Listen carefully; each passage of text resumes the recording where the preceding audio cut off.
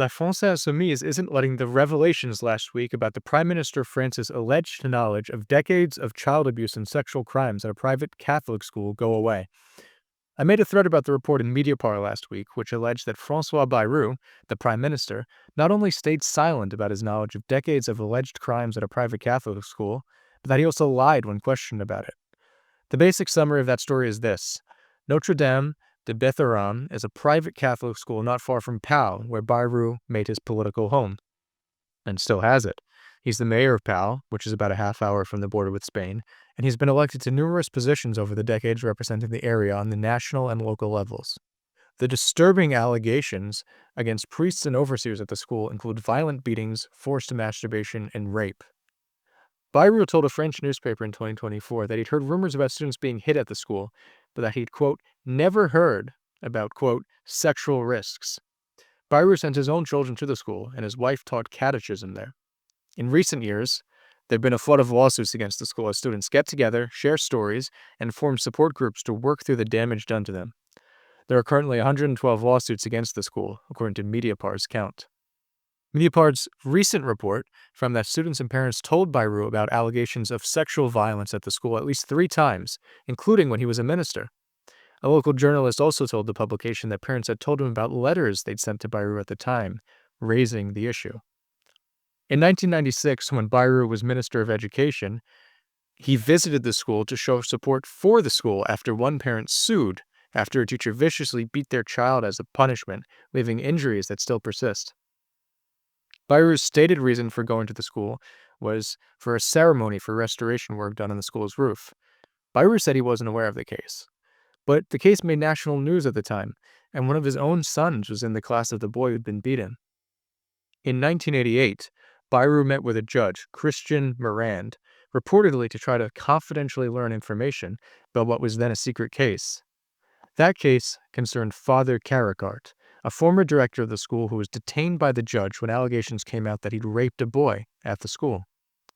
Despite being detained, Caricart was exfiltrated from the country to the Vatican as more allegations from more people piled up. The judge issued a new subpoena against him, demanding that he come back to the jurisdiction of a court, but Caricart killed himself rather than face justice. Bayrou says that he never knew the priest, though Bayrou's wife was reportedly at the funeral. And Bayrou claimed that his meeting with the judge was superficial, brief, and that he had no intention of interfering with the case. But Morand, the judge, told Mediapart that the meeting was specifically about the allegations against the priest. He said that Bayrou explained to him that the reason he wanted the information was because one of his children was educated at Notre Dame de Bétharram. La France Insoumise, the left-wing party, led by Jean-Luc Mélenchon, has picked up the ball on the scandal, which they claim has received very little coverage in the mainstream media. The silence and absence of a reaction, all the more so because of the fact that it was a child abuse case, are nothing but complacence and a form of complicity, or LFI's news website, L'Insurrection. Paul Vanier, an LFI deputy, confronted Bayrou in the National Assembly this afternoon. Why didn't you protect the students of Notre Dame de Bétharram who were victims of crimes of child abuse, Vanier asked, before laying out all the official roles Bayrou had over the decades and the allegations that he'd been contacted multiple times by students and parents. Since the 90s, you knew, Vanier accused Bayrou, and said that the official roles Bayrou had would have allowed him to protect children at the school for the past 30 years. You chose the omerta. In response, Bayrou denied the allegations. By now, the method is well known to the French people, he claimed. As soon as somebody gets into power, we invent out of whole cloth scandals. Bayrou claimed that the way these scandals work is, if you don't respond to them, then they say you're guilty. But if you do respond to them to deny it, then you're also indicted. Bayrou acknowledged that he sent his children to the school and explained that in the area he grew up, it was the type of school that was known for being strict. He said that the reputation it had was as the type of school you get sent to if you don't behave. I was never informed of either violence or sexual violence. Never. I have 2 pieces of proof of this, Bayrou said. The first is that when the first lawsuit was filed, I had already quit the Ministry of National Education months ago. Vanier and deputies in the LFI shook their heads watching Bayrou's response.